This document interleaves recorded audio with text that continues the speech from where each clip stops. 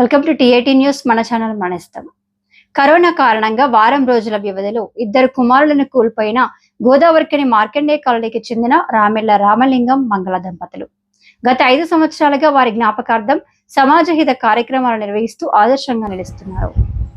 శనివారం తమ కుమారుడు రామెళ్ల శైలేంద్ర కుమార్ 5వ వర్ధంతి సందర్భంగా కుటుంబ సభ్యులతో కలిసి స్థానిక ఫైన్ క్లబ్ ఏరియాలోని అమ్మ పరివార ఆశ్రమంలో నిరాశ్రయులకు అన్నదానం చేశారు.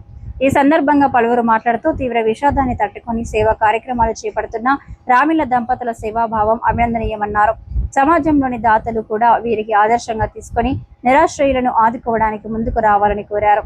ఈ కార్యక్రమంలో రామిళ్ల కుటుంబ సభ్యులు శైలజ, వైష్ణవి, వనుష్ణ, రాజేంద్ర కుమార్, జ్యోతి, విశ్వజిత్, నిత్యసాయి, మహేంద్ర కుమార్, సుప్రియ, కృతిక్, రవీంద్ర కుమార్, గురుపాదం, మిత్రులు మ్యాజిక్ రాజా, మ్యాజిక్ హరి, చంద్రపాల్, ఆశ్రమ నిర్వాహకులు నాగరాజు, కరణ్ గోదావరికని మార్కండే కాలనీలో నివాసం ఉండేటటువంటి రామిళ్ల రామలింగం మంగళ దంపతుల యొక్క కుమారుడైనటువంటి శైలేంద్ర కుమార్ 5వ వర్ధంతి.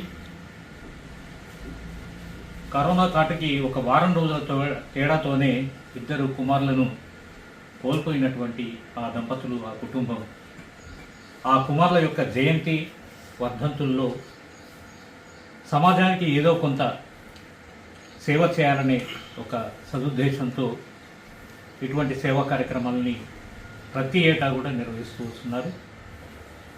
రామలింగం మంగళ దంపతులను మనస్ఫూర్తిగా అభినందిస్తూ, ఒక వారం రోజుల క్రితమే కూడా మనం ఈ ఫైన్ క్లైన్ ఏరియాలో ఉన్నటువంటి అమ్మ పరివార్ ఆశ్రమంలో ఇక్కడ ఉన్నటువంటి ఆశ్రయం పొందుతున్న వారికి అన్నదాన కార్యక్రమాన్ని వాళ్ళ చేతుల మీదుగా వితరణ కార్యక్రమాన్ని నిర్వహించుకోవడం జరిగింది.